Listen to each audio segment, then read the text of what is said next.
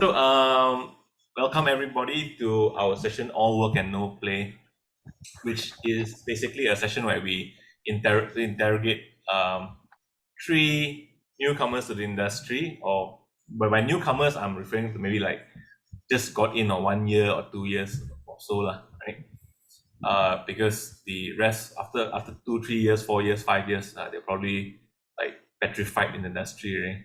So we want, while they are still young and malleable, we want to interrogate them and find out their views about certain topics. This session was primarily meant for maybe those of you who are considering entering this game industry, or maybe you're still studying and you're wondering what it's like. All right. So we found three how to put it, bright and upcoming newcomers who will be paving the way forward and making it difficult for their juniors to catch up, hopefully, right? Because the hope is always that the juniors will try to overcome their seniors. And yeah, so I'll go on to the actual questions. We have a list of questions prepared for the panelists. I think we can start with a simple round of introductions. If we could, we'll go. Could you guys introduce yourselves? Maybe share a bit about your name, of course, right? For those who may not be familiar with you, your place of employment, and maybe like how long you've been working so far, including your internships and such. Could we start with let's say the one who just woke up, Chanzi? Oh, perfect. Okay, so hello everyone. I am Chanzi. I am a programmer at Passion Republic. I've been working there for almost a year now. Currently, like 11 months, so 1 month to go before reaching like 1 year. Currently, I'm working on Gigabash, and during my time at KDU, I worked on Water Child. If any of you know about that one. All right, Sophie, how about you? Okay. Hi, everyone. I'm Sophie, and I am currently working as a project coordinator at Passion Republic and Passion Republic Games. I've been working for a little bit over a year now. Previously, I also interned as a narrative game designer at Kaigan Games. And if you remember me, I was the project lead and game designer for the award-winning title "Don't Stop the Party" from Level Up C Game Awards about 2 years ago. Since you're mentioning that, Water Child was award-winning as well. Yeah. Gotta flex. Don't let show you up. Oh, then Jonathan waiting, right? Oh, all right. Sorry, hi, I'm Jonathan. You may know me as Mike if you see me roam around in online communities. You can call me John. I am currently employed in Streamline Studios as a full-time game programmer in the division Streamframe for about a few months now. As a student in KDU, I worked on Hadel, which is less award-winning than the other two, but still, it's something. Still very award-winning. It's so good. I liked it. I played it. Thank you. I remember you had some trophies, all right? Some money, not as much as them. Oh, yes. So we've got this panel, very high achiever one. So very kiasu, basically, these three people, right? True. Excuse me. Right. So as mentioned, they're working in like Passion Republic. So those of you who may not know, Passion Republic and Streamline Studios are some of the top AAA studios that are already in Malaysia and have been operating for some time. It's one of those few studios that you kind of want to aim to down the road, right? Managed to get to do it. So the next question is, before you guys started your journey or your jobs, right? What kind of factors did you consider when choosing the company? Like, was it something that you consciously was thinking about, I want to be here? Or was it more like, take me, anyone, and I'll go with the flow and I'll swim along with the water? Yeah. Maybe we can follow. Let's ask Chanzi again to start. Okay. Okay, so before I joined KDU, my goal was pretty simple. It's just that I want to work on video games because I tend to organize my life based on the saying like, do what you love and then you won't work a day in your life. Because I learned from a very young age, like the corporate world really sucks, because my dad is like a corporate worker, and then every time he came back he looked tired and all that. So like from a young age I was like quite scared of going into that field already. But I found that, I really like games, and I wanted to, if I could work on games, I feel like I wouldn't feel like every day I have to wake up, and then I would dread waking up going to work every day lah. So since then, it has kind of evolved, because I found that the local scene is a bit hard to find, like games that you're working on. Most of the time in Malaysia, it is outsourcing, and there was only a few options for those that actually want to work on IP, unless I wanted to go more like indie lah. So indie, there's a lot more in Malaysia. But then there's also the fact that I'm kind of picky about what kind of games I want to work on. So first of all, it's like immediately I cut out mobile, because I really didn't want to work on mobile. Nothing against mobile games, it's just like not my interest. Which cut down it even more to like a very, very small pool. And then around so at one point I was actually like thinking like, well, Malaysia doesn't really have a lot of options, and like what options there are. There's like Metronomic, Streamline got one, Ammo Box, these are the bigger ones. But then around my second year, I think I managed to get a first glimpse of Giga Bash when Passion Republic was actually showcasing their game. And at first I was thinking like, oh, that's pretty cool. It's quite polished. It's like not exactly my field yet, but seems interesting. I can keep my eye on it. And then I think the beginning of my third year, I saw the trailer that they recently released for Giga Man. And I was like, holy shit, that's so creative. If you guys haven't seen, Giga Man is basically like Ultraman, but he's like an old uncle version of Ultraman. And he, like, during fighting, he'll like flex, do like the traditional Ultraman flex, and then he'll like strain his backla and all that. And I was like, wow, that's such a creative take on this this archetype. And ever since then, I've been kind of like targeting like Passion as my first choice. And so all my work from then on was like targeting to kind of like get into Passion Republic lah. And by the time that I finished FYP and then I was applying around, I of course like just tried my luck, because I thought like there's no way they're gonna take me, because Passion Republic doesn't take interns. And I applied during my internship period. So I just applied, and then I just applied as a full time, and then just see how it went. And then they actually got back to me, and I managed to like pass everything and get in. So that was like, it was like quite a how to say, like a dream moment, like, oh, dream achieved, and then boom, I got in. It was pretty cool. Yeah, so kind of everything kind of went to plan now for me. So it's a bit I think a bit rare. So my impression might be like a bit too good for, how to say, like it might not be very realistic. Like whatever I say might come off as like only me, and it might be a very privileged position. So just take everything I say further on with like a bit of a, if it all goes to plan kind of thing. Yeah. So things just worked, in a sense, things just worked out lah, right? Yeah, things just worked out. Yeah. But also, I guess maybe you a bit humble lah, right? Because these top companies won't just randomly accept everybody into their roster, right? So there's also some things that you may have done right along the way that actually made the odds ever in your favor lah. I'll put it that way. All right. Yeah. Okay, great. How about you, Sophie? Okay, well, I'll just to better contextualize my game development journey, I have to talk about my time in high school. When I was in school, like primary and secondary school, to be quite honest, I was a massive slacker, like very different from who I am now. I was very aimless, and I remember when I was in either Form 3 or Form 4 around there, I was in the computer club I was like the only girl, bunch of guys, right?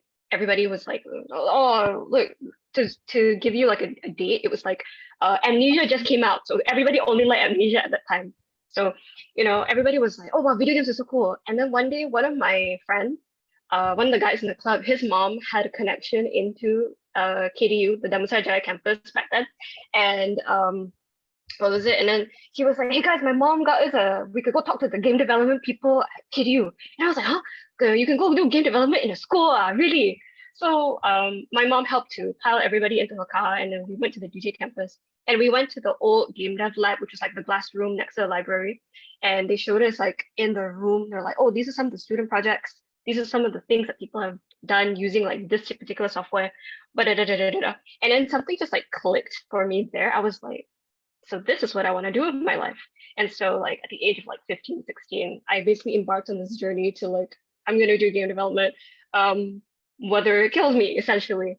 And then I like failed SPM and wasn't eligible to enter university.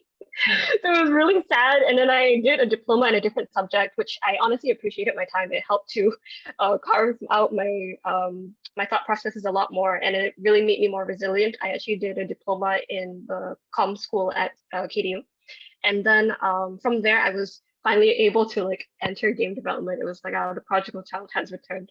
So I was in the game design stream, and I used everything I had to really try and get into somewhere that I wanted to go. So in terms of my internship, I actually interned at Kaigan Games as a narrative game designer, which is exactly what I wanted to do at the time. The major factor for me doing my internship at Kaigan Games specifically was because like I wanted to do narrative game design. Wait, no, I wanted to do game design. It's already pretty uncommon. I wanted to do narrative game design. It's even more uncommon. And then like it turns out that my immediate superior, if I were to intern at Kaigan, would be the same lecturer who helped me during my final year project. So I felt a little bit less like a fish out of water there. And that was like a main reason as to why I ended up going there. And then during my time there, I also started getting more invested into project management as well. It was really fun to see like, you know, I was in the co-working space and I'd be seeing like everyone walk around and like doing like meetings and everything. I was like, oh my God, this is how a real game company is run. It's so cool. So I was like, maybe after my internship, I can look into doing something project management adjacent or so.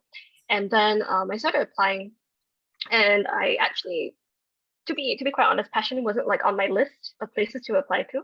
I only applied because one of my friends, he's like, oh, my friends are at Passion, you know, it's a really good company. So I was like, okay lah, I try as well.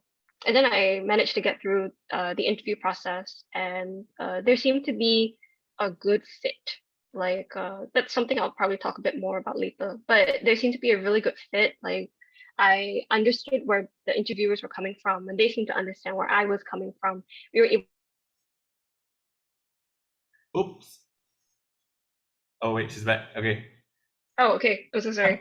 Okay, so basically when I interned at when I interned at Kaigan, it made me think about project management a bit more as well.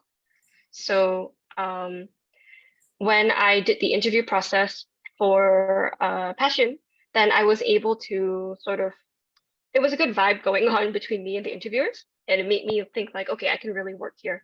So even though Passion wasn't necessarily like my end goal of where to go to, I'm very happy where I am now. So yeah. Okay, I mean, I guess you guys are very far away from your end goals. Like, you're just started the journey anyway. So it's a great starting point. But I like the fact that you came from a different background to start off with, right? And I think maybe, would you say that I mean, you're a great communicator. So would you say that the experience taking the different course, the different track, actually did help you in certain ways to Definitely. come here? Like I maintain that I mean, I was already a pretty good communicator, to be quite honest. You know, I'm very chatty as a person anyway, and I have a lot of opinions.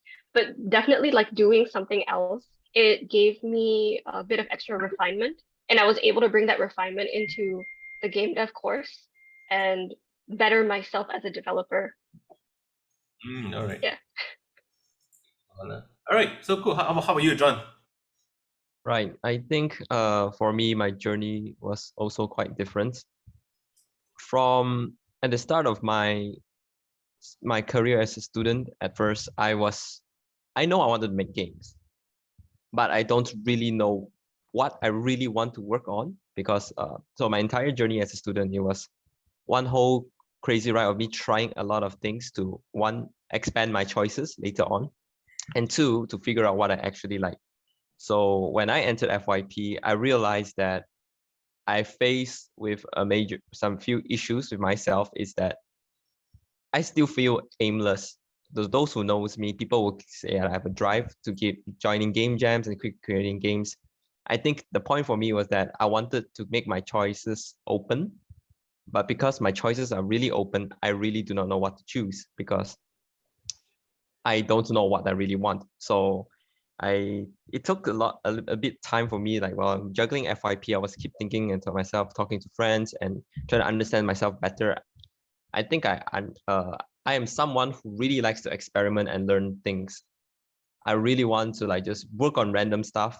Even though I'm a programmer, I do modeling and animation on the side just to learn. I want to do VFX. I want to do a whole lot of random stuff just to expand my skill set because I just enjoy the process. And this becomes an issue when when we're having events and when there's like potential recruiters asking, oh, what do you like to do? I don't know. I like to do everything, and that sounds cocky as hell. So when I think about it, when I take a look back, I feel like a lot of people also face with the issue that they feel really aimless, and it's because either they don't know really what they want to do, or is this they're really passionate about. If they're passionate with everything, are they really passionate for that one thing? So that was what I was struggling with.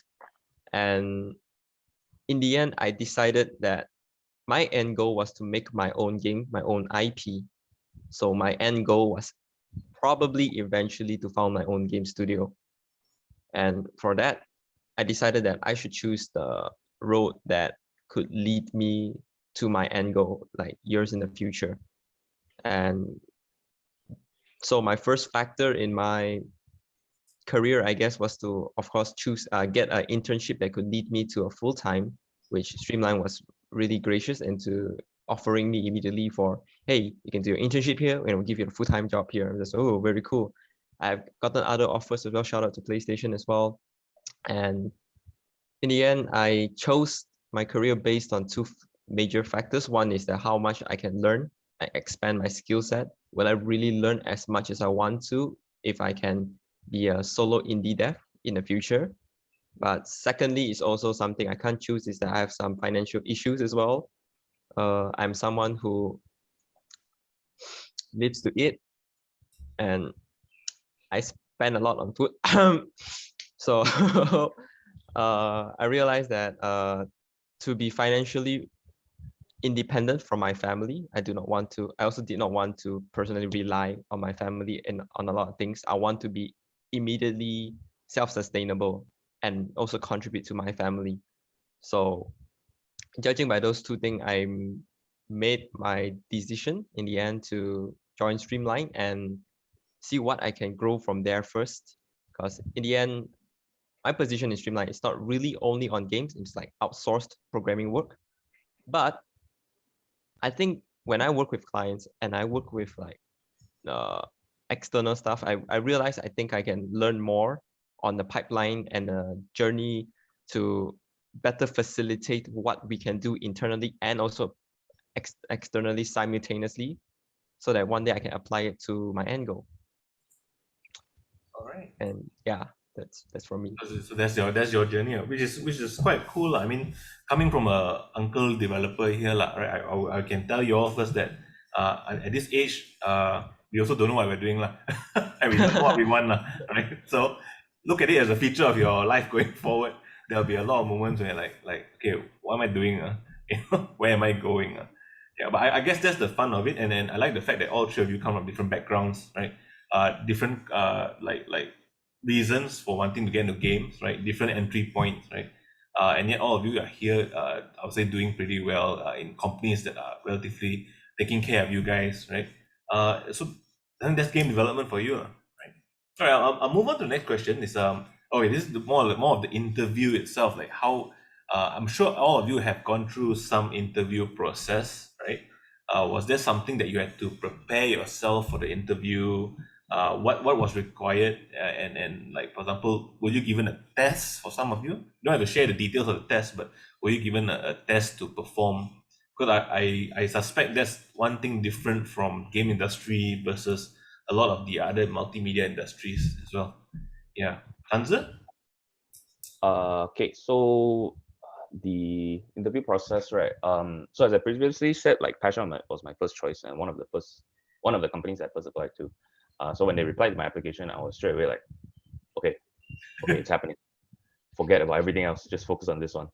But initially, what happened was like I had to wait 1 month to get to the interview because they replied within a week, and I got back to them because they send like something that you have to answer, fill in, and then they will get back to you on whether or not you get an interview. And then they said that they wanted to interview me, but I had to wait 1 month because at that time they were busy with playtesting and stuff like that, and it was the end of the year already. So I was like, okay, I don't care. I'm gonna wait that 1 month. I don't like, this is the company I want to get in, right? It doesn't matter how long it takes. So I waited that 1 month, and I got around the time of the interview. First thing first was this was taught by, I think, like one of our lecturers. I forgot, either that or like my parents or whatever, which is 1 week before I just go to the actual location for the interview to scout out the place, get my bearings and everything. So I, like, on the day itself, I can get there on time, right? Then on the day itself, I went there. And then also quite lucky for me is that this was during MCO, but they still wanted to interview me physically. So I was like, it was quite nice. Like I got to see the office, meet the people, meet the actual people, right? And then during the interview, I also got, again, quite lucky because usually we have like the project leads that interview us, which was like, for me in particular, is like the lead programmers, like one lead, one senior, and then the third one was usually like either another senior programmer or the producer or like the director of the project. But because like I think like either they were busy or something, the president himself was there for the interview. So it was like the lead programmers and then the president also.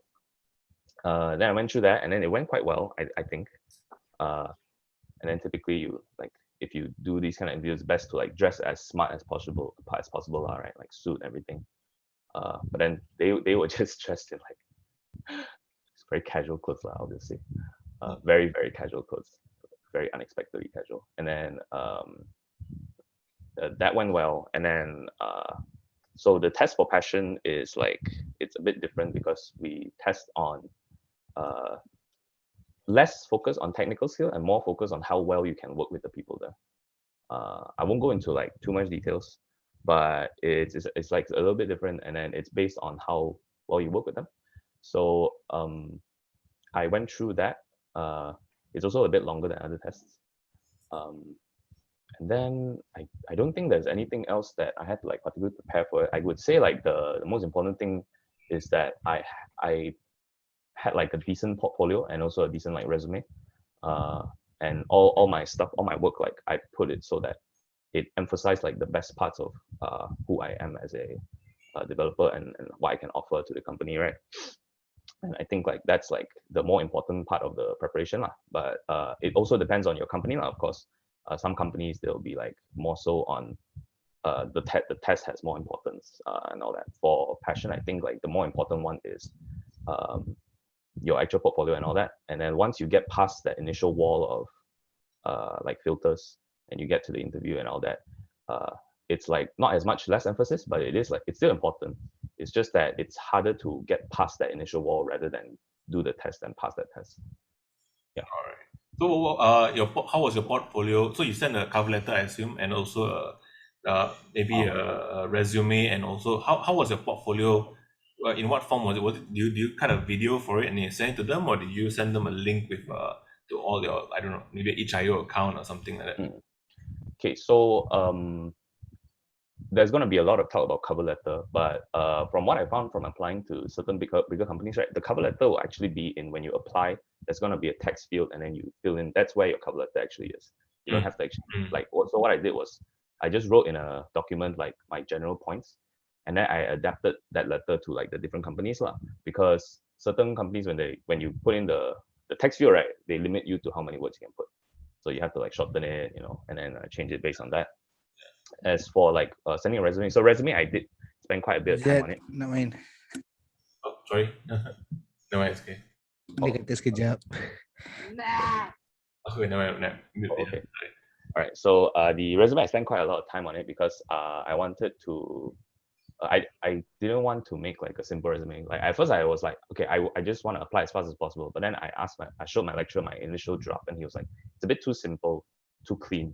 So I was like, oh yeah, good point. So I kind of like went ham on like the design of the resume and like kind of leaned into what I want to do, which is like both game design and game programming.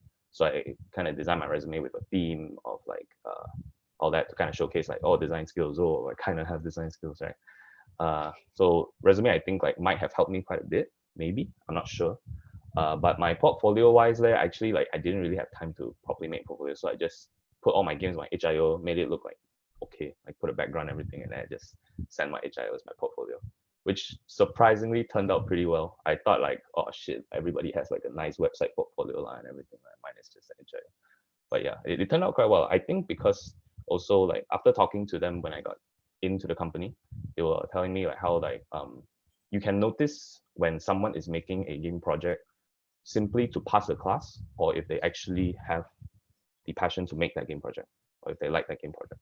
And I think that the effort that I put into my games managed to get across, because I think they took the time to actually play almost all of my projects on my HIO. And I think they, at least that's what they told me. They like, oh yeah, we played all your games on HIO. And I was like, wow, it took a lot of effort to like scout all their employees. Yeah. But again, it might depend on the company. All right, that's great. Also, I think for the viewers, right? I think that Chances dropped one tip there where a week before the actual interview, you go and scout out the place, and maybe you look around for a while, and then you observe the people walking in and out.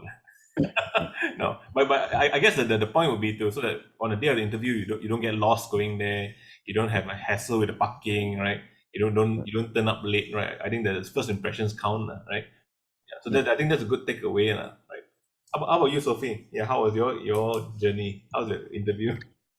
Oh, okay. So for my internship thing, I actually started preparing for the internship process about 2 semesters before the actual semester for internship.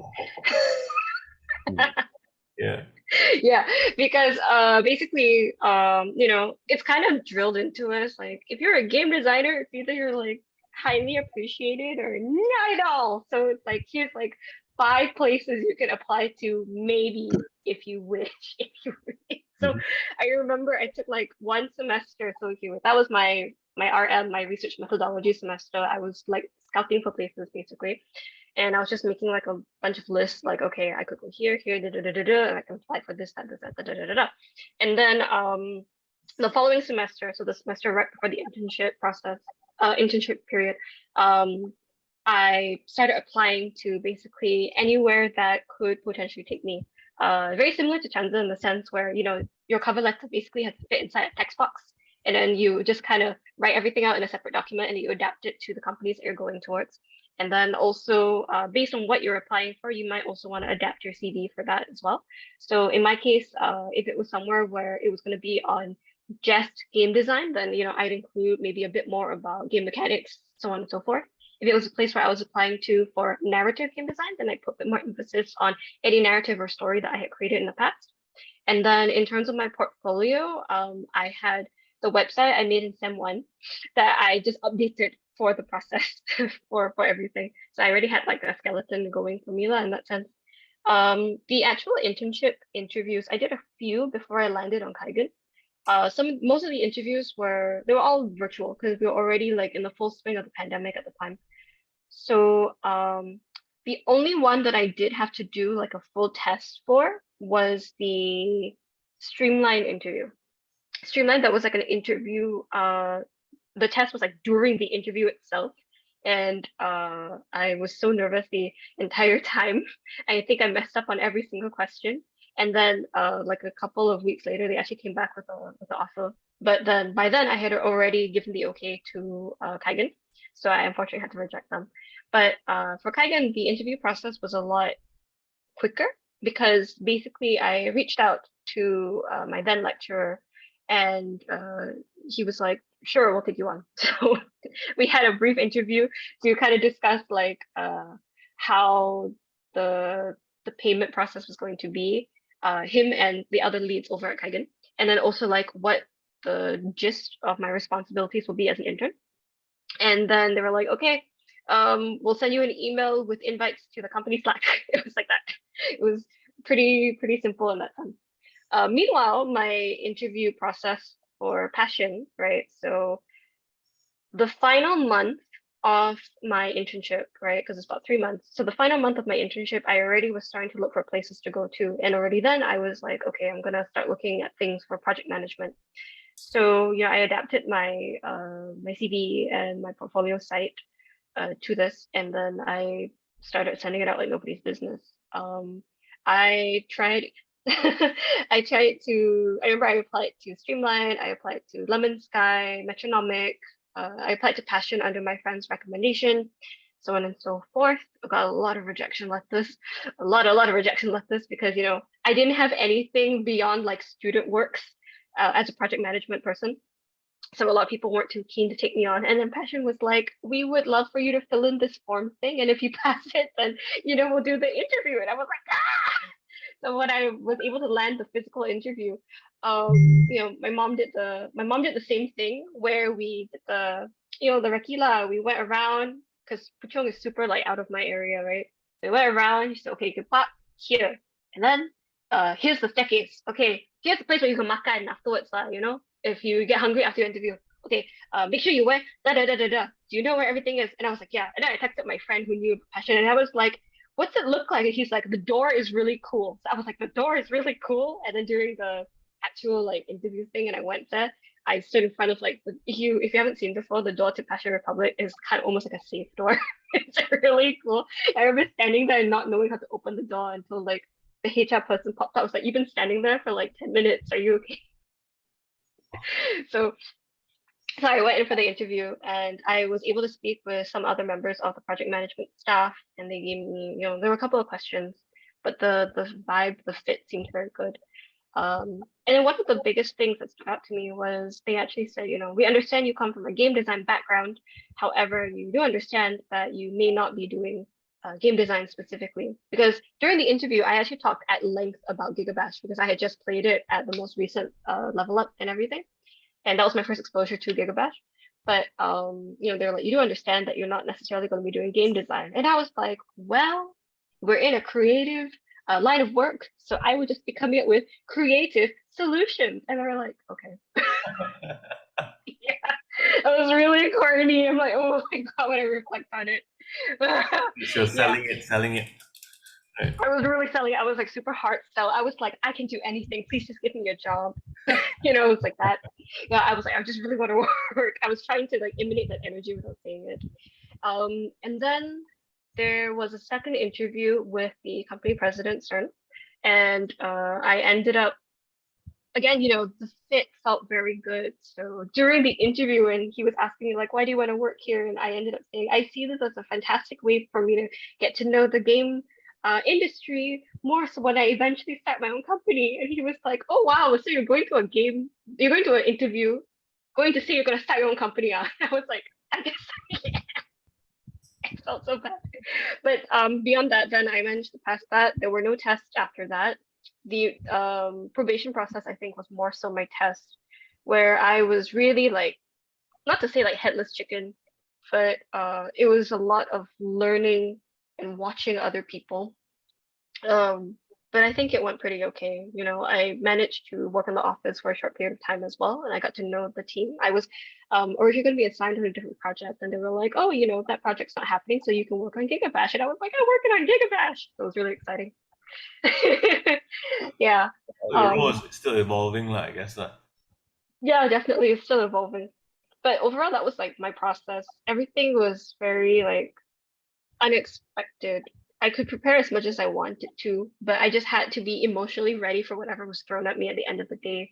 I think that's also the nature of working as like somebody in the project management line at the end of the day, because it's like every day is going to be different. So yeah, pretty much. All right. Well, what I like about your process was the fact that you actually went and familiarize yourself with the company, their product itself, right? Which I think any employer will be happy that their potential employee actually went through the trouble of checking out what products they produce, what's their business about, what kind of games they put out, and I think that would help anyone who ever applies anywhere find out a bit about the company that you're applying at. right? Rather than going to someone and saying, "Oh, I like your games." "Oh, really? Which game?" Then you're like, "Oh, the recent one," you know. So I think that is one of the good takeaway. And how about you, Jonathan? Right, exciting adventure, that one. Exciting, probably not as exciting as the other two. Yeah. For how I prepared is from the start, like we've been drilled that, oh, portfolio is pretty important and stuff like that. Like Sophie said as well. I think what I did is that, as I said just now, I wanted to expand my skill set, but I also want to show that I have like a lot of skill sets that I can apply onto any jobs that I want to. So I just started joining game jams, and every semester I was always involved in a game jam or any game jam-ish competition, or just developing a side project at all times. So I just kept on doing it and churning out stuff in my portfolio, which I heavily relied on each IO on. I have no background in web development. I did not get a good result on my class to make my portfolio because I do not know how to make a website. But getting there, I guess I went to learn web development later on. I think when I was a student, my focus was to build a very powerful portfolio that I can just show, okay, I made award-winning stuff. When you interview me, I can talk about any of this and what I've worked upon. So that was technically my before interview preparation, that I worked on projects. I make sure they look nice, I make sure they look polished. But most importantly, I guess I wanted to show the good ones so that when they see this, oh, they associate me with quality, or at least technical side and some design side. So later on with that, when internship came rolling, before like a year before internship came rolling, I realized the very big importance of connections, and I should stop being shy about it, because I've been to, before the pandemic, there was like global, Level up. Level Up, yes, Level Up, the Selangor digital conventions. I was there, but I will admit I was really shy in talking with people, and I get very anxious talking with people, especially like when you got the boss aura coming over. I'm just shit, I am just lonely. I should not speak and stuff like that. Probably because I'm Asian, but I kind of regret that I was not active in talking to them, because I felt like this could have been potential connections that could help me improve my career and as a person as well. So there are a lot of people that I've met as well in game jams that I feel really fortunate to have met, because they also came to me with opportunities and stuff like that. So I only realized this when I was in a pandemic. I was like, shoot, we're in a pandemic. That means like this is around 2020. It's like, man, Level Up is going to be virtual. I'll be missing opportunities to make connections. That was the year when I realized I need to make connections, and I guess I couldn't. So I leveraged like virtual events, like game jams. Still, like there's global game jams, C game jams. There is our KDU's Sam Jam. showcase. Jam Jams is good. I did join Sam Jams, but not as much industry people, but connections with the student facility and faculty, that's a good thing as well. I try to join as much as I can, but I also realized that I'm pretty awkward online, because everyone can just mute, and there's no haha sound when I make weird jokes, so that's bad. So when internship came rolling about, when I was like doing my last showcase for my FYP game, I tried to go full out on making connections. We were doing a showcase, and I remember I turned on the cam, I wore on my work clothes, my white shirt, and just turned on my cam and tried to talk to as much industry people as much as possible. And one of them ended up being my manager in Streamline. So that was my first phase of preparation, is to establish my impression to people who can potentially give me opportunities to succeed in my career. Then on second phase, when I was applying on interviews, honestly, I'll be honest, I don't really know what to prepare. I could not predict on what they wanted from me. So what I did is I did the usual, is that I did background research on the company.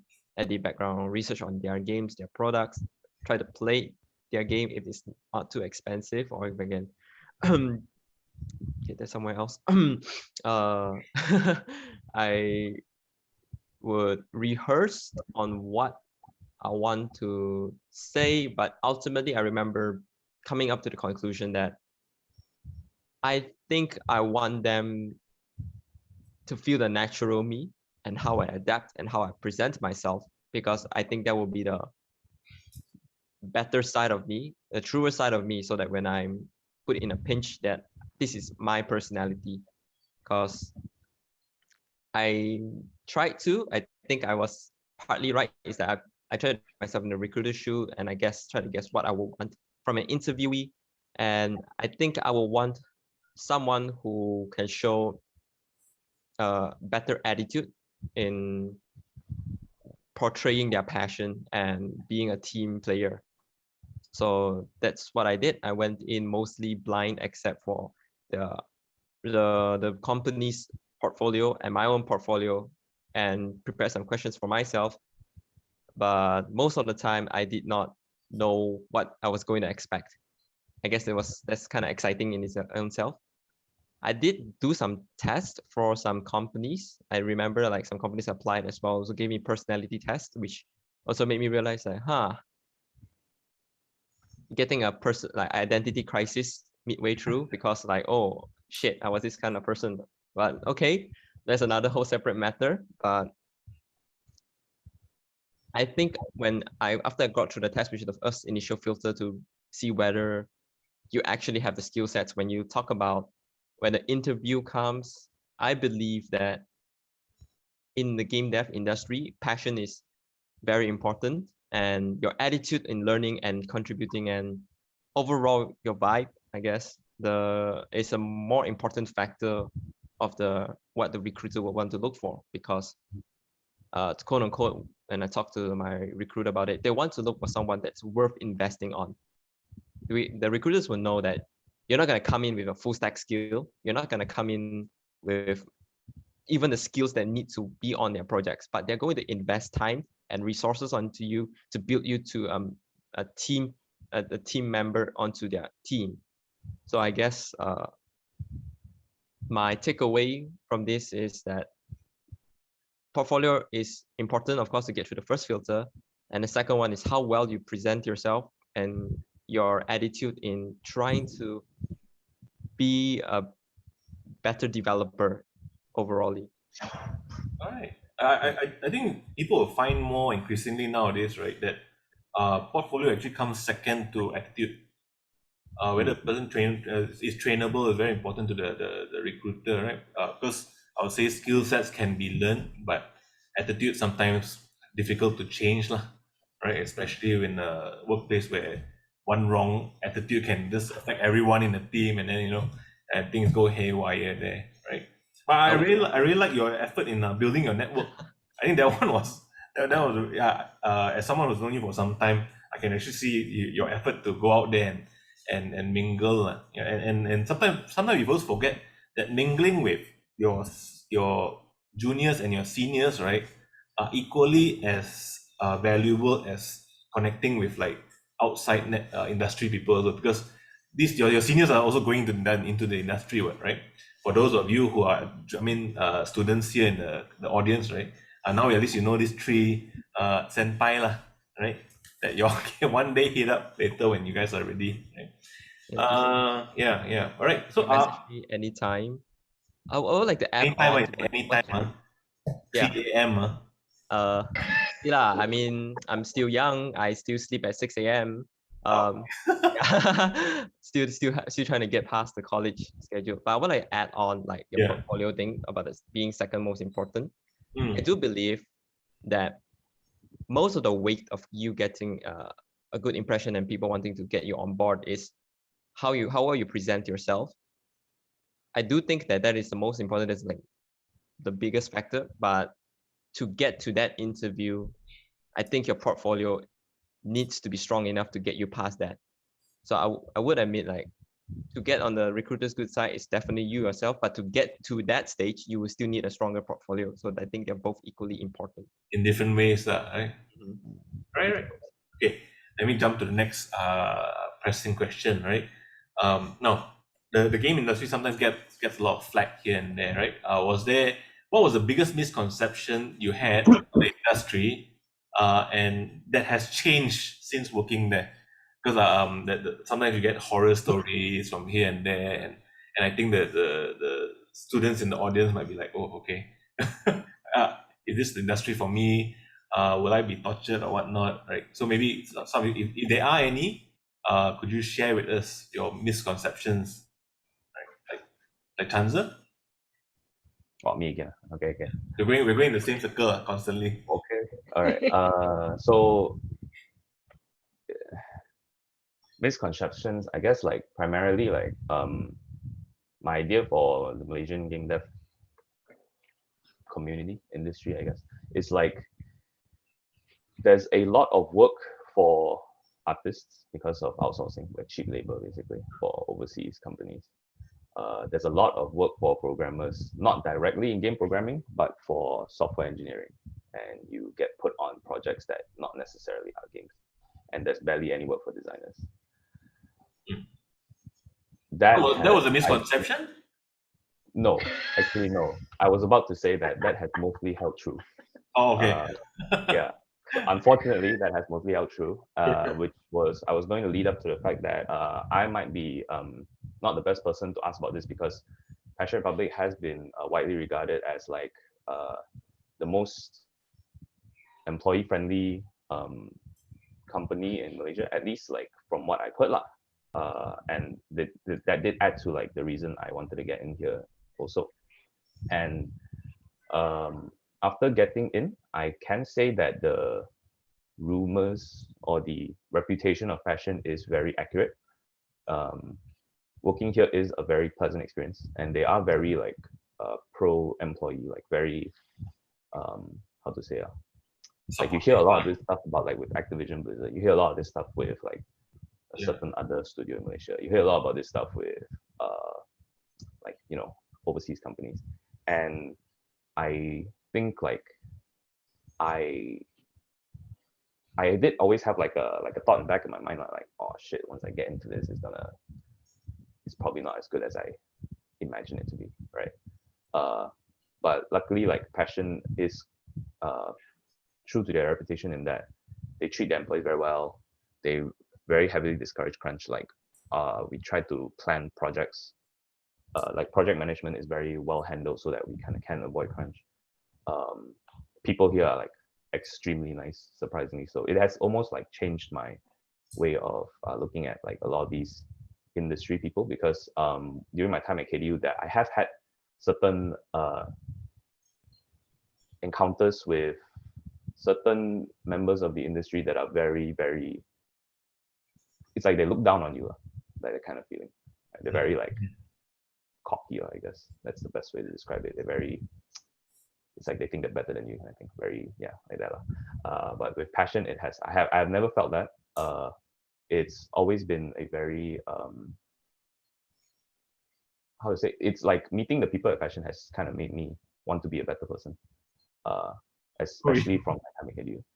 Yeah. So I want to get into that. Like, I think like it's better to get into that later on with the, in case your employees are watching. But the people here like kind of changed my mind about how we should be as developers in that after being here, I want to, instead of like holding on to like my knowledge and my experience, and it's like you guys like talking to like juniors, you guys will have to pass this stage, you have to experience this yourself, get through yourself. It has kind of flipped at 180 where we should always be trying to teach, trying to pass on our experience and guide those that want to get in, because the more you do this, the more the local scene can flourish, and the more the local scene can flourish, there's going to be better opportunities for everyone. It's going to be a win-win for everyone, right? And it's become a very much less gate-kept or like elitist industry lah. And I think that is a problem with the local scene, because a lot of people I feel like will be like, "Whoa, I managed to make it as a very well-regarded artist. I worked on very like high-profile projects, and then they'll think like they're on top of everyone, they're on top of like the hill, and everybody's just looking up at them. And I think that is quite a common issue with the local scene, at least from what I've experienced, right? It might be different for everyone. So I think like biggest misconception, honestly, it has been as expected, not to say as expected, more like as good as I wanted it to be, right? And even better. But at the same time, like I said, there's always this thought in my there's always this voice in my back of my head is like there's gonna be people that are just assholes in the industry. And for the most part, I think if you are in the right place and you get to meet with the right people, there's still gonna be assholes, but from so far from my experience, I haven't met any in my experience yet. Yeah, aside from not in my company right now. Yeah, I guess that applies to life. Like you're gonna meet some funny people along the way, Yeah. right? But just that I think that one makes meeting the right people so much more valuable, right? And you really know meeting the wrong people helps you know when you've met the right people.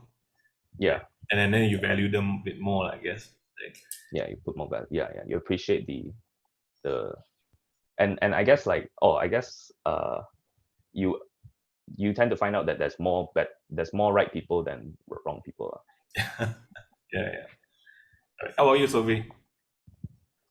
I think honestly my answer echoes a lot of what Chanza is saying, because we work at the same company, so I can completely understand where he's coming from in terms of like meeting what is like, I guess, good people.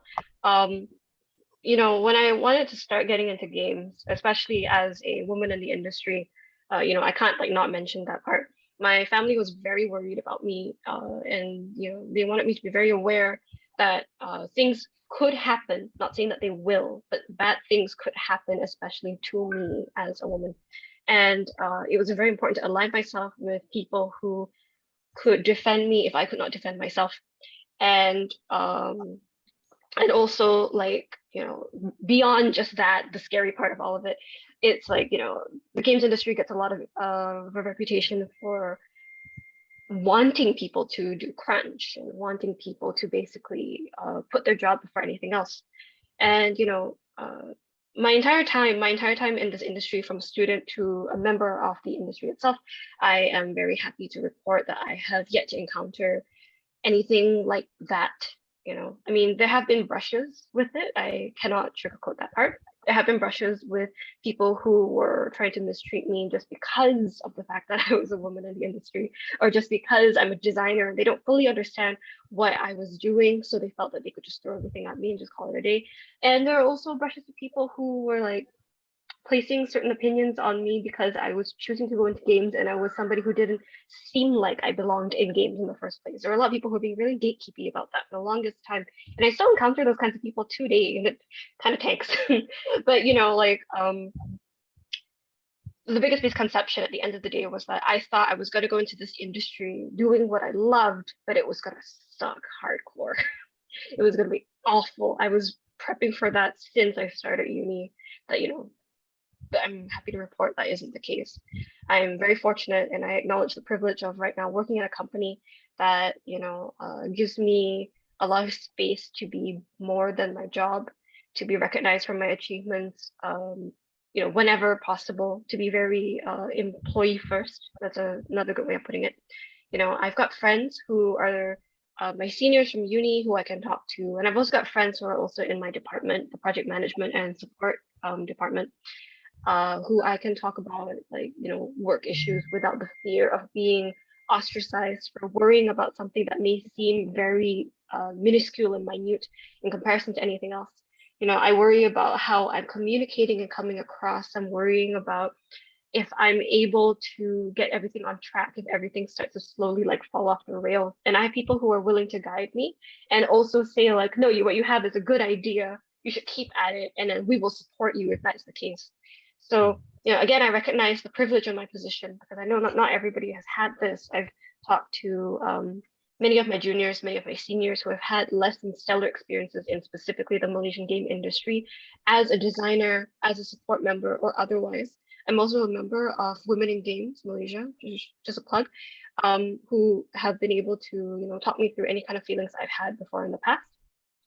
And I really appreciate that we do have some support on this. But again, the company that I'm able to work for has not led me wrong so far, and I'm very happy about that fact.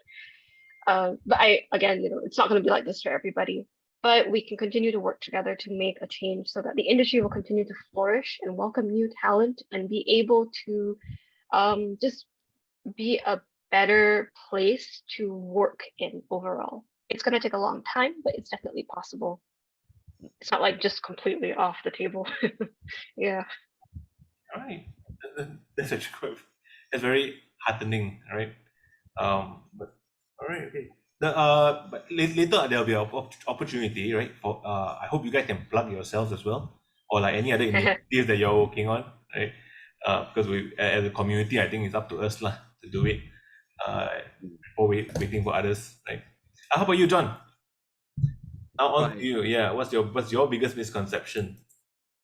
I would say I was like, apart from what Chandra and Sophie say, I was really privileged to not really meet too many people who are this toxic in my workplace, because while work from home, it makes it a bit harder to socialize. But I would say I was privileged that I would meet people who would be really exploitative, but it's also probably because I am much more assertive, and there is a ongoing issue with males and females and gender stuff in the industry as well. So I guess I can't add more to that because I haven't really too much experience on that. I guess my biggest misconception was everything was way too chill for what I expected. I was told that everything will be crunch. You don't crunch, you don't get promoted, you don't get stuff to do, and like you gotta be putting out features day by day and stuff like that, if not week by week. And when I joined in, I guess that was also heightened because of as a student, I was a very anxious person. I keep pushing out stuff for my assignments, because in assignments, you don't have actually like a guideline to say, oh, you should stop here. It's basically how much you can push it out, and that's your score there. And the point of it is supposed to make it vague to see how you can push yourself as well. But I think with the pandemic and all, my anxiety was an all-time high. It just keeps on pushing. I just keep on pushing, a lot of burnout and stuff, blah, blah, blah. Mental health whoosh down the drain. So I guess when I joined in, I have an inner voice and it keeps telling me that you got to reach industry level productivity, which I expected was way much higher. And I would admit that I kept on thinking like, shit, if I feel like I can't make it, would my friends make it as well? So coming into the industry, like, wow, everyone is pretty chill. I get a feature to complete in a whole week. It's 5 times slower than I thought. I'm just, wait, what? What if I don't meet the deadline? Oh, it's okay, we talk about it and we'll see if we need an extension. And then we can like, send people to help you. We can see you come help you. There's no worries. I'm like, what? So I think it's also to add a contribute that because there is a much better planning and the structure in the companies we worked in, because I don't work in a small company that we have enough resources to hire actual project managers to do actual planning. And this has led me to realize the very, very, very important role of project managing. You gotta bless your project managers, your project coordinators that sets out the schedule, deals with the clients, deal with all your time, and deal with all your problems that you need to deal with your colleagues. And it's just facilitates things much more smoother than I would have expected to get when I was like student, as we were like kind of butchering the project manager role. But when project managers actually do their job and they're focused on doing their job, it actually makes everything so much smoother, everything much more chill. And when your stress is low, your productivity goes higher in a shorter amount of frame. You are happier yourself. You are able to like, okay, I finished my work. You feel proud of yourself. You feel validated as well. And overall, when morale is high, the workplace is less toxic, less competitive, and you'll feel better. And I think when I was a student, I had a very big misconception was that I think, because also partially because of my Asian parents, is work is going to be very stressful, very, very, very stressful. Seeing from my parents fighting, I'm like, oh damn, it's going to be extremely stressful in the corporate job. I'm going to probably need to prepare myself mentally to be resilient for it. I need to be able to carry the workload. I need to be able to do cross the river, climb the mountain, and come back at the end of the day. Turns out I was being unreasonable to myself, and because it was just a lot of skewed lens perceptions to what the industry was like. So after coming on, I was being guided, and so you need to chill a bit.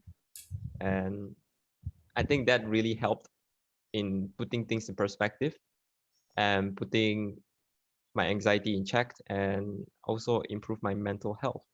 So to the people who I know who struggles with imposter syndromes, I know a lot of people are, it will get better, and it just might take time for people to for you yourself to convince yourself that you're being unreasonable to yourself.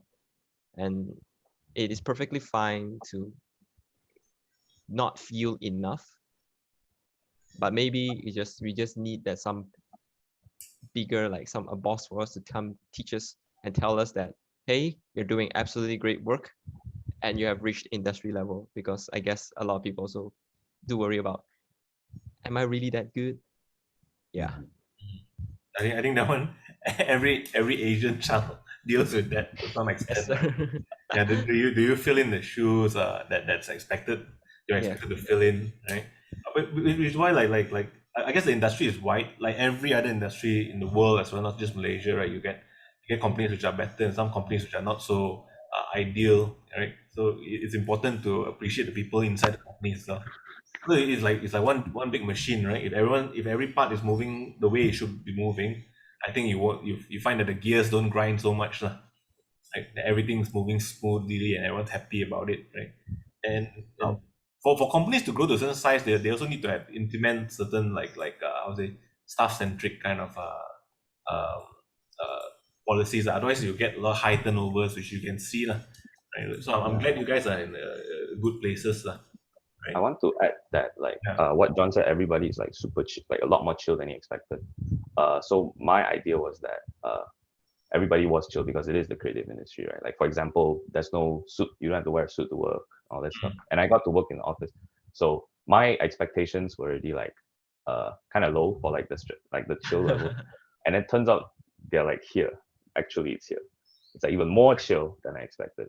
I can see my lead like coming in like house clothes lah, it's like shorts lah, everything. I'm like, we can do that.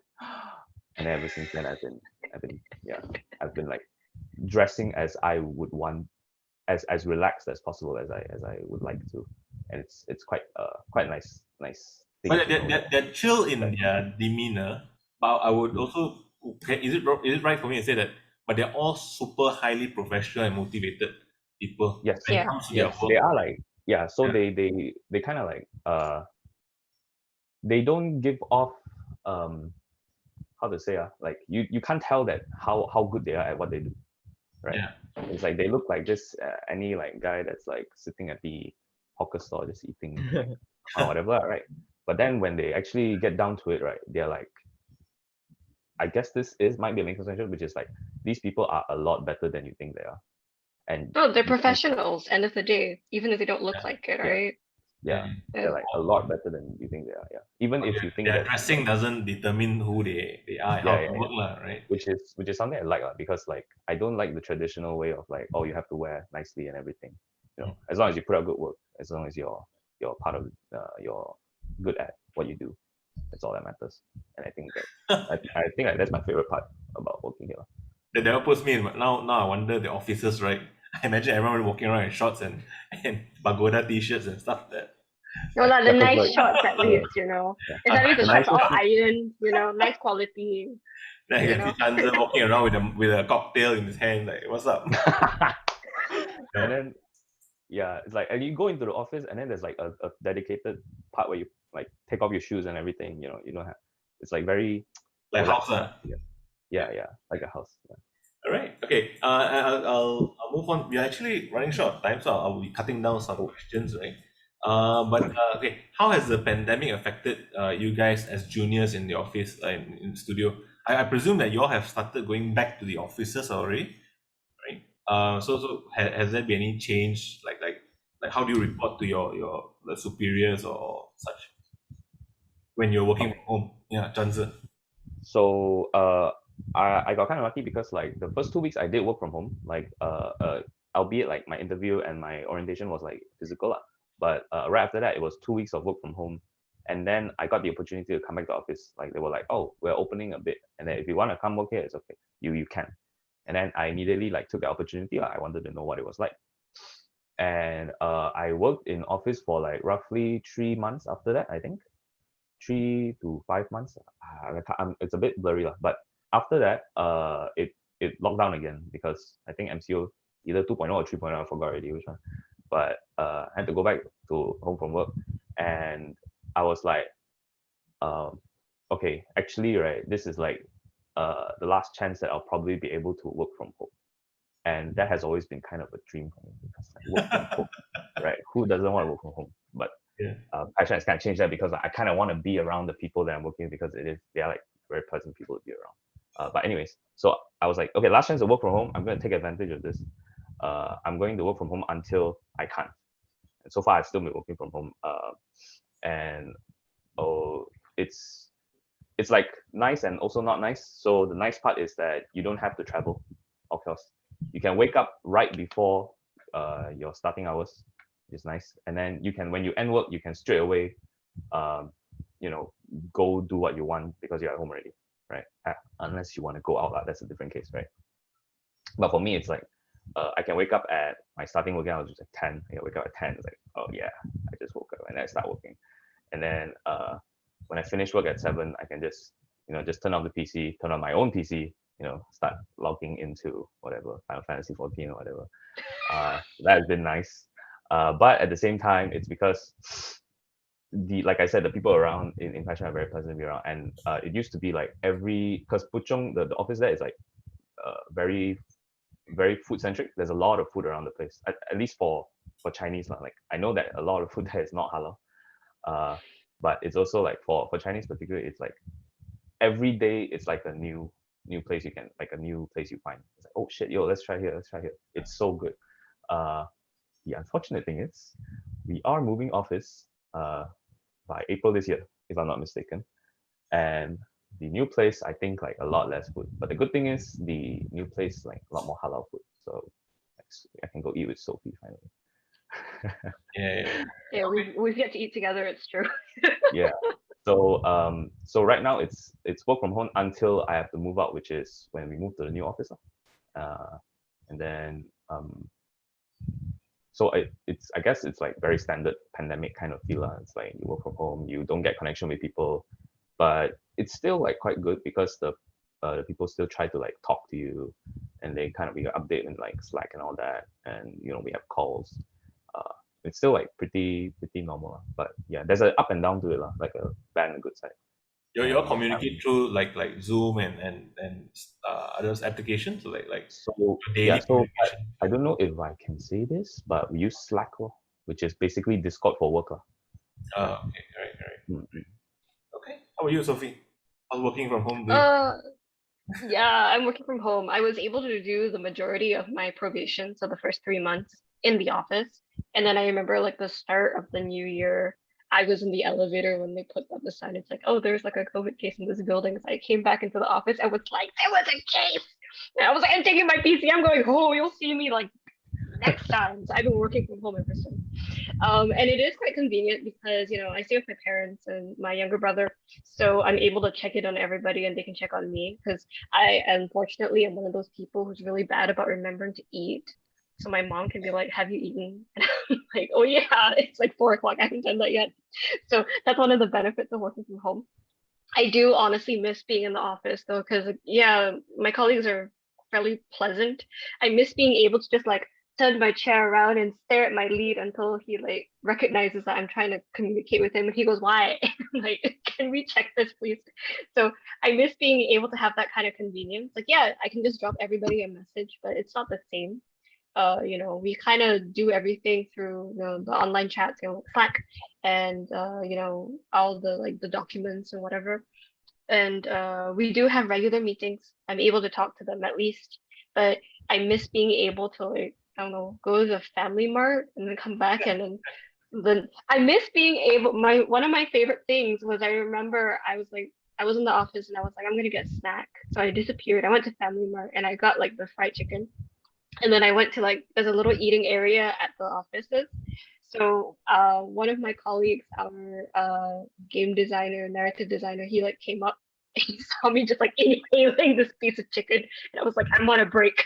I miss having those kinds of small interactions with my colleagues. You know, it makes it fun. You know, everybody's very human. It's nice to be around people. So, you know, when we get the opportunity to go back to the office, I don't know if I will take it immediately. I think I will probably stick around at work from home until they tell me like everyone's gotta come back. Then I will hoard my PC over to the office and we'll go from there. Okay, yeah, I guess there are pros and cons of it, lah, right? And depending on how introvert or extroverted you are, you all need that kind of connection. Lah. Yeah, I told everybody I'm an introverted extrovert, which is a, you know, like a really like overly complicated way of saying like I like being around people, but in very short bursts of it. So yeah. How about you, John? How's working from home? Well, I have not had the chance to work in office yet, because I kind of started out much later than compared to the other two. I started out in the midst of pandemic where Malaysia really reached the 5-digit numbers, so didn't get the chance to be office. Right now, I think we can apply to go to office, but there isn't really any like reason to, because everyone can already work from home, and to go to office you need to set up a lot of SOPs for people. You need to like redistribute the desk, and if I'm not wrong, in the office there's a lot of desk and computers near to each other, and I think like there isn't really a need to like redistribute it. If everyone can just book from home and get the stuff done, you'll be there if you absolutely need to, or let's just say like you don't have a place for yourself to put your company PC, which is NDA stuff, then I think employees are allowed to come back in. Though right now, I think work from home, as Chandra said, yes, I wake up near on the spot, the time, I just brush my teeth, turn on, okay, I'm up. And I think that is a pretty good benefit from working from home. For me personally, I think because having my bed like 2 meters away has been a very big temptation that I need to fight against. I think I would enjoy the process much more if I was in office, because I like to be around people as well. And it's much easier to communicate with someone rather than send them a message on, let's say we use Microsoft Teams. You send them a message on Microsoft Teams and then you have to wait half an hour for another reply. It's a bit slow, and it takes it's sometimes frustrating, but this is, as I said just now, this is like the managerial downtime. You have no choice. You have to wait for them. Sometimes your managers are really busy. They can't really reply. Not like they just sit across you, just, hey, one question only, can I do this? Yeah, sure, and then done. So I've yet to experience that. I'm not sure how well it will go for me in office. Right now, as working from home, it's same as me online study, just me trying to be productive against my temptations of my bed. I'm someone who likes to sleep, so I've given into my temptation many times. So you just roll out of bed and then I'm started already. I'm at office already, technically speaking. some The people moment you really- step off your bed, you're technically in your office already. yes, Yeah. exactly. And the moment I want to take a break, it's just, okay, I'm going to lie down for a while. Yeah, I like to tell my team, just I'm gonna do some research and development. So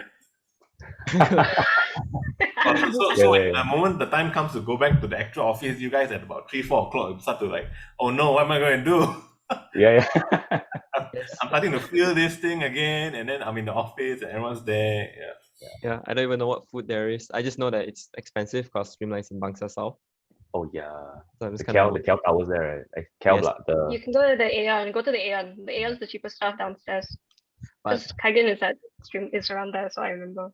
here's the thing. I also I am did research already. So Sophie mapped out all the spots. I Already. did. but as I said before, I have two major sins: sloth, which is sleeping; gluttony is eating food. And I see good food.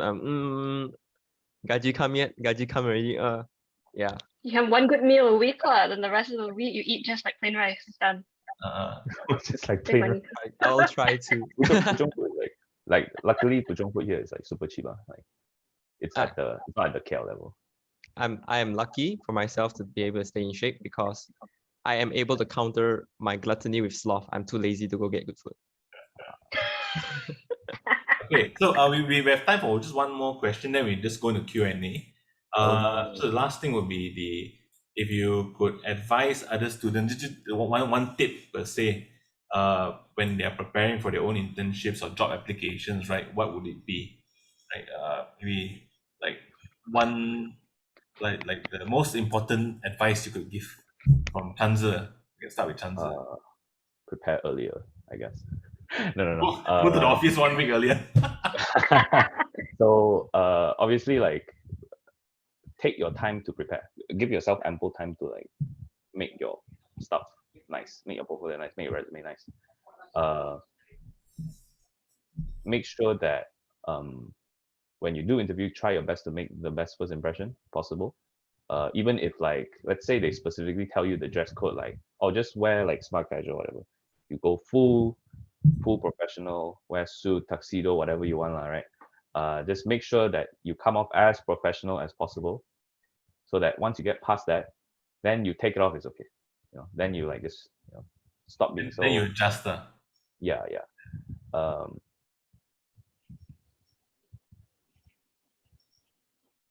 guess that's it. You just have to be like very prepared, because a lot of the times you'll be caught off guard with a lot of things that you didn't prepare for. And during those times, it's good to at least know that you were prepared for the stuff that you were prepared for. For example, my interview was like super unexpected because it was also a lot more relaxed than I expected. It wasn't as much of an interview as it was like a chat to get to know each other better. Yeah. And the stuff that you usually prepare for, like, let's say, like, oh, what's your biggest strength, what's your biggest weakness, all that, right? I didn't even get to say any of that, and I completely forgot because like the chat wasn't about that. It wasn't about like those kind of things. Yeah. So just prepare better. All right. How about you, Sophie? I have like an answer and then like an answer B. So basically, I would say always have multiple options. Never lock yourself into one specific thing. I have seen a couple of like my batchmates before where during their internship they applied for only one place, and then there I was being like, I applied to my 30th company, like yelling at everybody. So never lock yourself into like one thing. Have as multiple options as you can afford to at that time. Make sure all your stuff is prepared so that you can apply to multiple places. Do your research so that you're not like, I'm gonna do it on the day itself, and then suddenly you find yourself you're like in a pickle and you can't like get yourself out of it. So there's that, the multiple options thing. Make sure that you just have as many as you can, even if it's just the two. And then alongside that, make sure you communicate with your friends. Like, networking is very important in any industry, especially the game development industry, because it's very small over here. So, if you talk to your friend, like, I want to apply to this company, for sure your friend has another friend who actually works at the company. Then you can find a little bit more about like what the interview process is like, that kind of thing. Or you're like, I want to work as this. And then you have a friend who's like, oh, my senior is working as that. So, because that's something I did when I first started at KDU. I connected with a lot of my seniors who were already like about to graduate or like in the industries. I was like, what can I expect? Of course, it is kind of a double-edged sword because you have so much information that you start getting anxiety over all of the possibilities. So communicating with the friends can also like help to reel you in. Like, I remember I actually have told some of my juniors, like, I'm not going to tell you how this subject's going to go until you're about to take it, because you're going to get anxiety over how intensive it can be, stuff like that. So, having that network and continuing to network and getting to know more people, learning about different experiences and having all of that at your disposable, like, there for you, it's very, very helpful, I will say. All right. Great advice. And Jonathan? What pearls of wisdom do you have? I think like both Chandra and Sophie already brushed up on what I would think. I think I have one more. Yeah. So building off like to what Sophie says, like from my experience, from my own friends groups and my juniors and also seniors, funnily enough, those who have the better skills are also the more insecure ones. I've seen people like really do not want to apply for like AAA companies just because they believe they don't reach it. Whereas I think that, holy shit, they are so good, but why don't they want to try it? I guess I'm blessed with like I'm the privilege that I am a little bit more okay with myself. I still know that what my skill is, but I have met people who are really really insecure and have zero confidence in what they can bring themselves to be. For me, I think like 2021 is also been a year of enlightenment for me because I realized imposter syndrome, a lot of people have it. I have it, and I went to talk to like counselors. I went to talk to teachers. What can I do about it? And that impacted my mental health because I realized I was getting more and more anxious from the questions. I mean, the answers I had. I was getting more and more insecure of what I can bring out, and I think overall that also like I feel like that will impact my career as well and my overall happiness. So I think in game, I guess in game dev industry, there is just not enough validation that gets through to the people that really needs it. The people who really excels it sometimes are just too shy to even accept compliments and validations. Sometimes we personally also block out whatever external validation that people give because we internally block out our own validation. So I guess I really do hope there was a straightforward answer, but I don't think I can give it. But more like, if you know you can't trust your own judgment of yourself. Try to find a most unbiased person that you can and stick to their opinion to you instead. Respect your friends on how they think of you because it's also kind of mean to keep thinking that I know like one of the most underlying issues that people keep second thinking like, do my friends really feel like I'm this good? Do my friends really think I'm this kind of person? I think treat them with kindness and trust in them and what they say and what they think of you, because it's kind of mean to like not trust in them and what they think. And also it's also in our own nature, especially as youngsters of this generation, we kind of just shrug off whatever compliment we have and just keep over humbling ourselves into this shell where we think that we aren't good enough. So don't be too hard on yourself, I guess. It's a very, very big hurdle. Yeah. A lot of people have different ways of coping with it. Yeah. And I guess life at my point and during as a student is to try to overcome it and realize what I can be, what I actually am, what I can potentially be, and learning to love and validate yourself much more. All right. I think that's very important. Especially modern life, modern life does it to us, right? Sometimes we forget all these kind of things. Maybe in addition, so we can also help validate each other by, maybe you see your friend doing well, and then you let them know that they're actually doing okay, right? A lot of us just keep on going, and so some people do well. Also, no one really tells them they're doing well because everyone assumes that they are aware of it. Yes. It might not be the case. All right. So okay. So now thank you so much for those viewpoints. We're going to go into the Q&A session. So anyone in the audience, if you have any questions, there's one so far. All right. Can just type them out in the chat, and we'll maybe get to see how many we can answer, but we're also like running short on time. Okay. The first question is from Kang Jian, right? Who would like to know what is it like working on a day-to-day basis? I guess each one of you will come at very different angles, but on a day-to-day basis, what's it like? What is it? Clock in time, clock out time, or reporting? And just, anything that's not NDA related, I guess. Yeah. Okay. Yeah.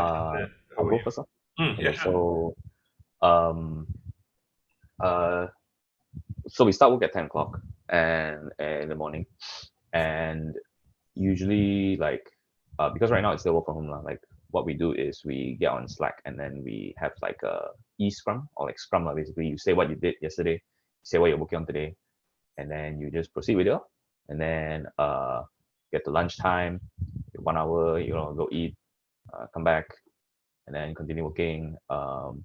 then end of the day you just clock out lor. So like at fashion, like we try to discourage overtime. So anybody that's like, we try to like, and we see anybody online, right? Yo, stop working, and then like that. When it was in office, I believe what we did was like physical scrum, which is like people will just gather at like the whiteboard, and then we'll just like stick like the stuff on there instead of like writing on Slack, and then we just go about our day, usual. Being in the office, of course, you can, there's more opportunities to like just chat around with people. It's opportunity to take break. Like, hey, you want to talk about this game that I was playing? Stuff. Yeah. Final like Fantasy. Yeah, and then when I was in office also, it's like this depends on the person, but I do hang out with my senior programmer and my because I got into the company at the same time as another fresh junior programmer, so we hang out quite a lot, like during lunch and after work, and sometimes we have like game nights, and I think like on Friday nights we have board game night with our director. Go to his place and then like play board games and all that. But this one's like out of work already. It's not. Not really. Yeah. Oh, what time do you normally end work? So because we start late, that's 10 compared to like usual, which is I think 9 or 8. We end at 7. Yeah. Usually it's like what, 9 to 5 or 9. 9 to 6, like that, right? Yeah. Oh. So ours is like 10 to 7. Yeah. So even the if advantage is I don't have to wake up as early and get stuck in jam the morning rush. So that's kind of nice. Yeah. And 7 when we end, it's usually almost after the jam ends for the evening rush. But then because like usually I eat with my co-workers or my colleagues, and by the time we finish and everybody's like ready to go back, it's like 8 and it's like quite clear. So if we're working at this office, that's how it usually goes. All right. How about you, Sophie? I assume you're the one managing the Scrum meetings.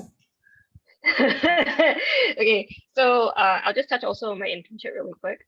So previously when I was a game design intern, my day-to-day was to we started, I think it was I think that one was a 9 to 6 back then.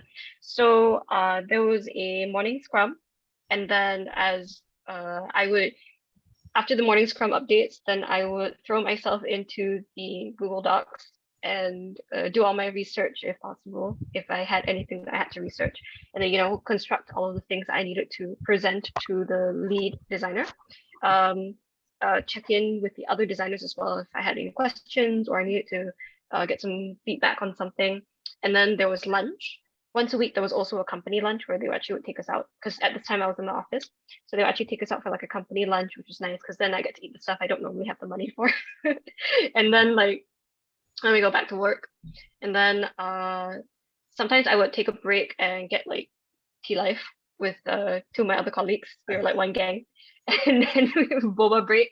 We come back to the office. And I continue working until it's time to clock out. That was the internship. Meanwhile, right now, as a project coordinator, tea life gang, exactly. Okay, so as a project coordinator, it's significantly more structured because I'm the one who's holding the keys to everybody else's schedule. So if I'm not on track, God knows what happens to everybody else, right? So my day starts with 10 o'clock, where usually I'm just checking in to see what everybody's doing on Slack, just skim to see what's going on in the e-scrum. And then I also have usually I have a 10:50 meeting where it's a scrum for a different project, checking in on everybody, making sure that we update all of the sheets based on submissions, based on what is completed and what is set to be completed and by when, asking questions if they need like an extension on something that they're doing. And then after that, I will dive into any documents I need to work on throughout the day. Usually it's a document or a spreadsheet. I live in only documents and spreadsheets at the moment. So that would be like preparing future schedules, revising the current schedule of the project that we're working on, or that would be creating templates for an upcoming thing that we're going to be doing. I've got a couple of those on my plate. And then it'll be lunchtime. So lunchtime, remember to eat, lay on the bed, think about life for a bit, and then go back to work. Usually I have a couple of other meetings that are already scheduled. Sometimes I'll be pulled into a meeting like just out of nowhere because there's some things that need to be confirmed between me and also some of the other project management staff, and then some individuals like, we are set to do this, that, but something's not lining up. So we need to like reconfirm with the team members who are involved. So then there'll be a meeting about that, finding out what's going on there. And then after that, some more scheduled meetings. Sometimes there are also client meetings, so we do have to work with time zones. That one can be quite difficult, but then, fortunately there's some overlap sometimes. So we do have a meeting where typically it's our afternoon, but it's the client's morning. So that was just like a check-in once a week, that kind of situation, to make sure everybody's on the right track. And then any other like straggler meetings or remaining documents, usually that's around like 6 p.m. And then I will try my best to get everything done by 7. And then by 7, I rush out for dinner with the family. There have been times where sometimes I have a meeting that will go past 7, and then it's actually like overtime. And I apologize profusely to whoever I'm having the meeting with. I'm like, I'm so sorry. It's already like 7:15. We're off the clock, but we're still working. And they're like, it's okay, So, but usually a lot of meetings, and then making sure that my notes are in order so that I can relay information to other parties. That's my day-to-day. It's usually quite structured, but I have to bear in mind that there will be some on-the-fly meetings that have to happen or discussions. Yeah. Oh, it sounds like a lot of meetings. Yeah, there's a lot of meetings and a lot of keeping things on track. Okay, but so without your efforts, then Chandra's work will just overload and go haywire, I guess, right? You're there to keep the peace. Technically, technically Chandra's not under me, but I have me keeping an eye on his stuff as well. Just in case. And if anything seems amiss, I can PM him on Slack and be like, are you okay? I will be honest, I actually don't know much about the schedule for a project. I think that's one of the things, because no. I don't know if it's because it's like magic, you see. Yeah, because I think it's the project managers are trying to make sure that we don't sorry, not the project manager, but the seniors also, they try not to overstress us, they try not to like, oh shit, we need to get this done by now. So it's very much up to me to actually ask if I want to know. But aside from that, it's like I have my task and I just work on it, and I try to get it done as fast as possible. Because it's kind of like when you are put in this situation where the company is like quite lax, you kind of get the one to do faster so that you can work on more stuff also. If you, like the feeling of like contributing to a project is quite a decent motivator. So when the heavy stress not there, you tend to be more self-motivated. Yeah. Yeah, just to add in really quick, the company relies a lot on our staff being self-driven. That's a pretty major factor because it's, very casual, very relaxed in that sense. But that being said, I do spend like at least half the week feeling like I'm on fire, but like in a good way. Yeah. I mean, it's still work, end of the day. All this is still work, right? Yeah. Okay. Cool. I think Sophie seems to have like frozen for a while there. I mean, yeah. You back? No? How about John? Yeah. Day to day, I think not as complicated as theirs. It's very simple. We have HR answer for work time is 10 to 7. Flexible hours. Negotiated with your manager. See if you need it.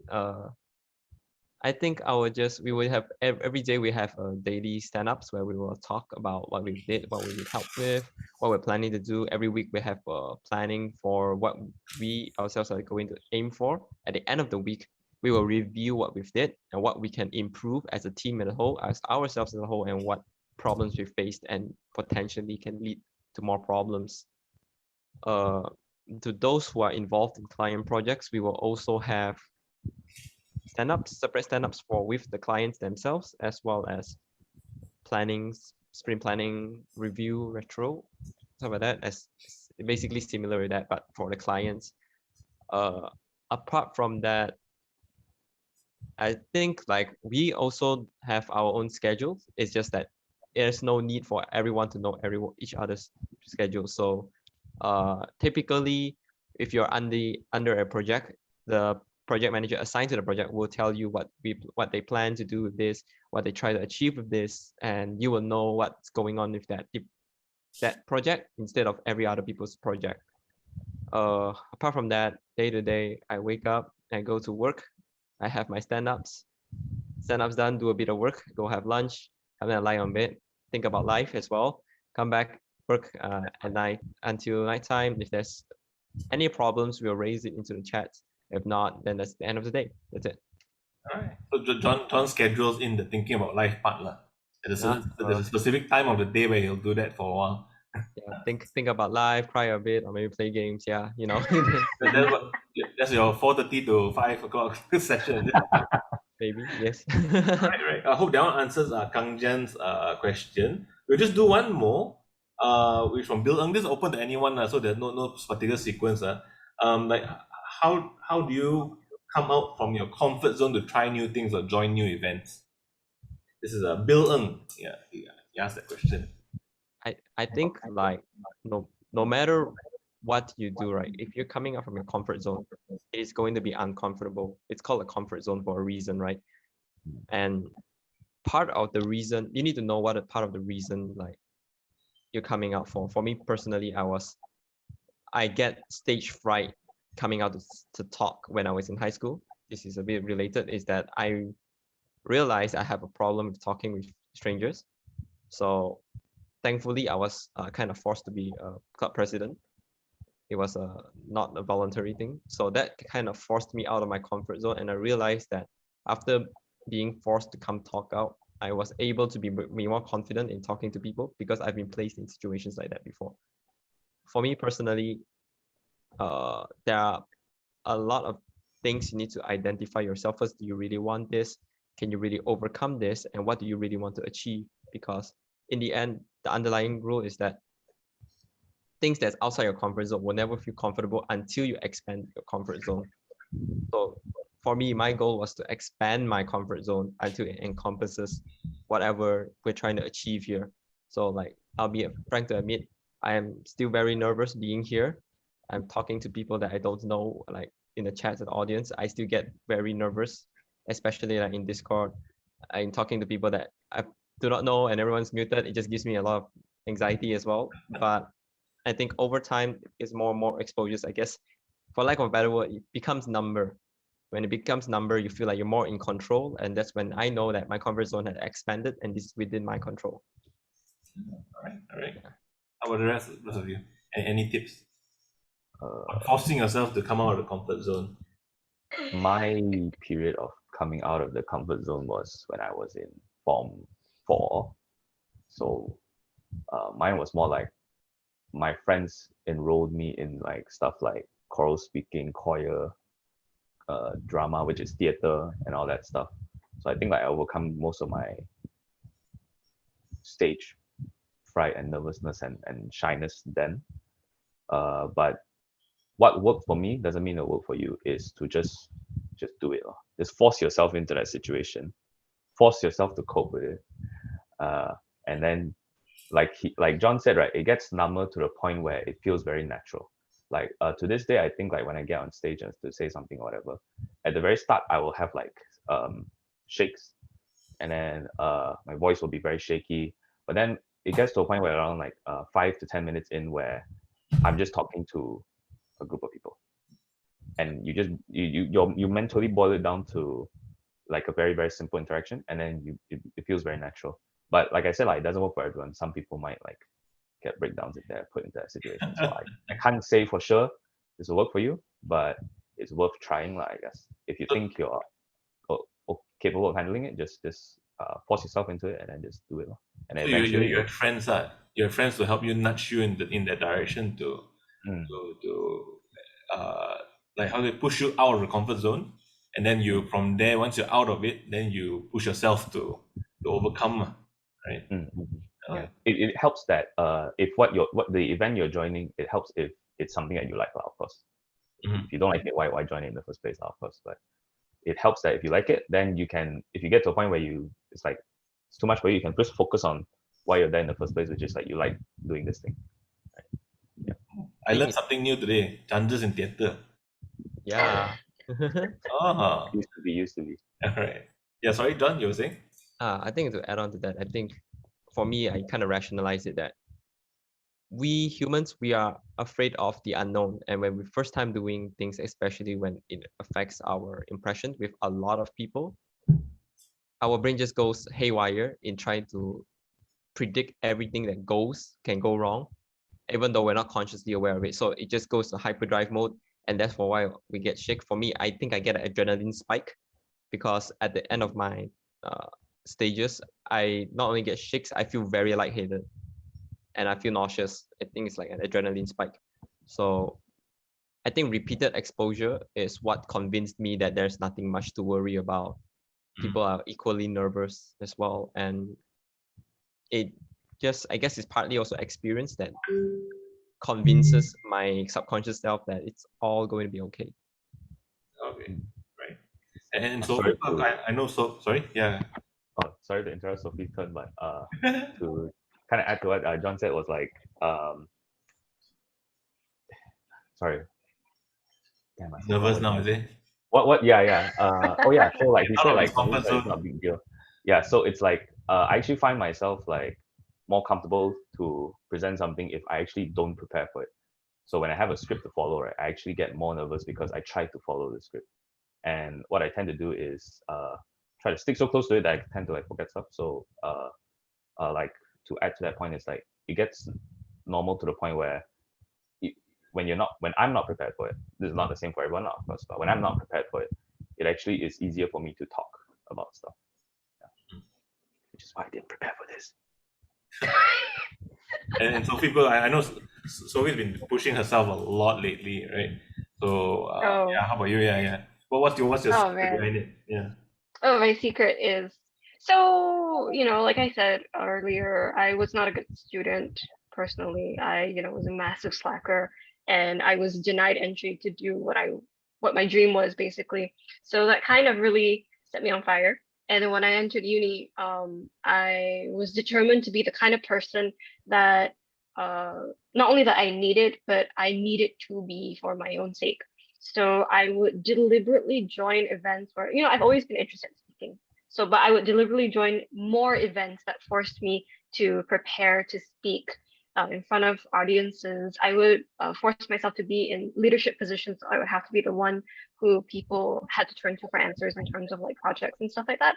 It was a lot of exposure therapy, but I had to keep reminding myself like I was doing this because I was trying to evolve into the person who could actually achieve the dreams that I was setting out to have.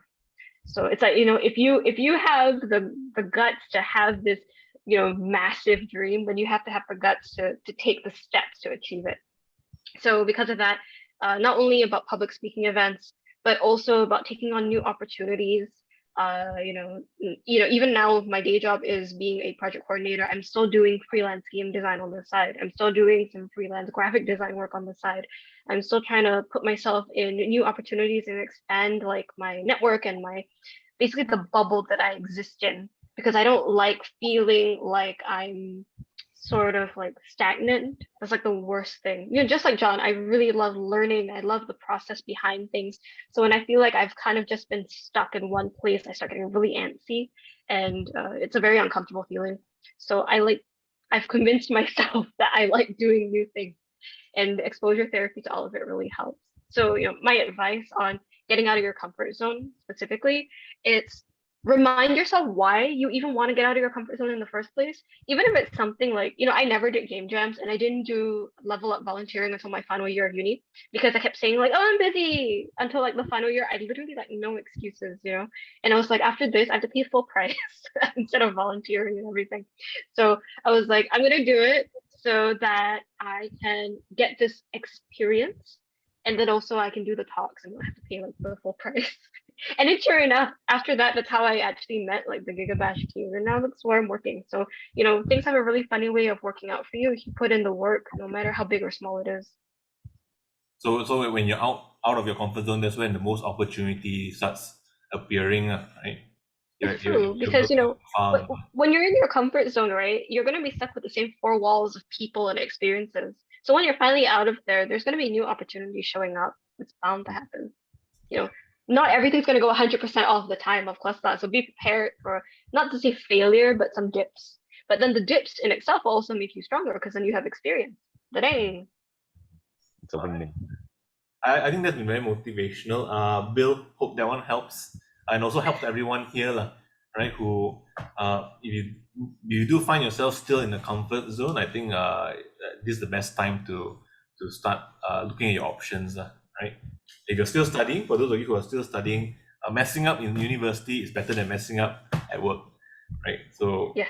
yeah, push. I think now you can say, "I'm sorry," yeah, but it's all right, no problem. Yeah. All right. So yeah. So I think that's all the time we have for this round. Hopefully this session has helped some of the viewers. There's quite a lot of you. There's about 30 of you all there. So thank you. We'd like to thank all of you. Thank you very much to all of you. Any social media tags that you want to like flog, or any initiatives that you want to give a shout out to from anyone in particular?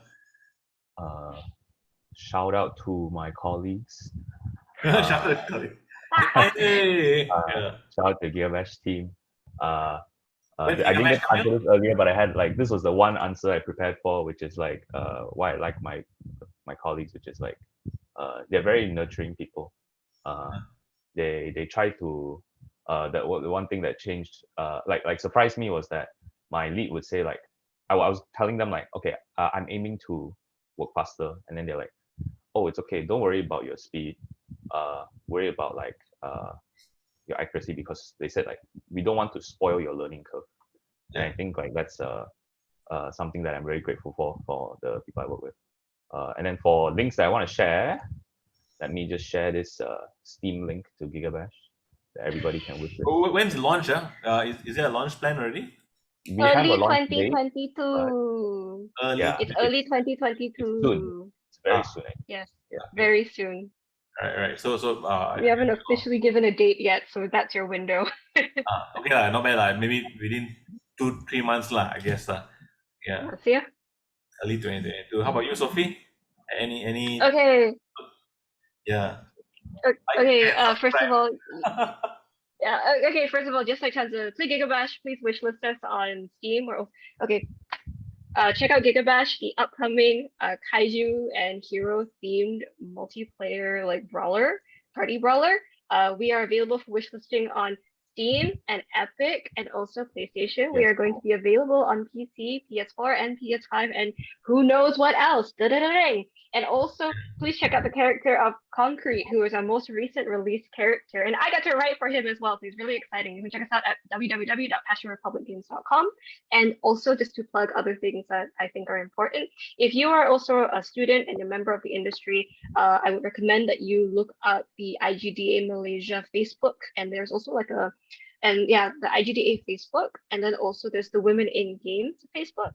And then there's also there's the Malaysia Singapore Game Dev Alliance. I can't remember the exact name, but basically there's a Discord where you can also communicate with other Singaporean developers to find out more about what's going on, like across the causeway.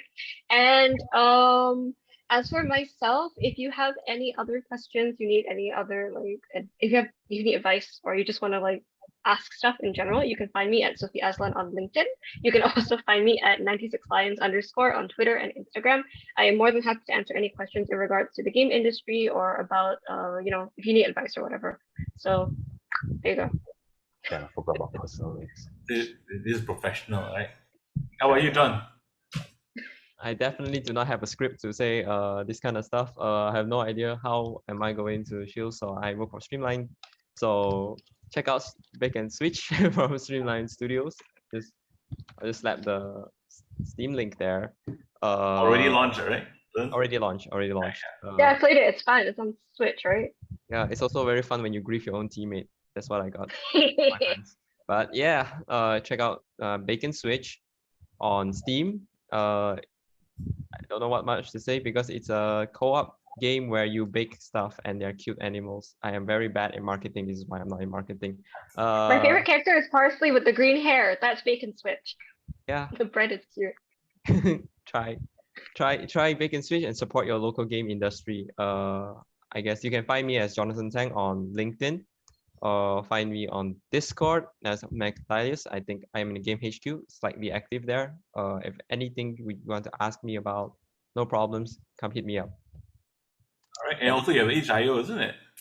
Yeah. Yeah. So anyone who wants to keep in touch with these three individuals cannot do so. They are in the Discord.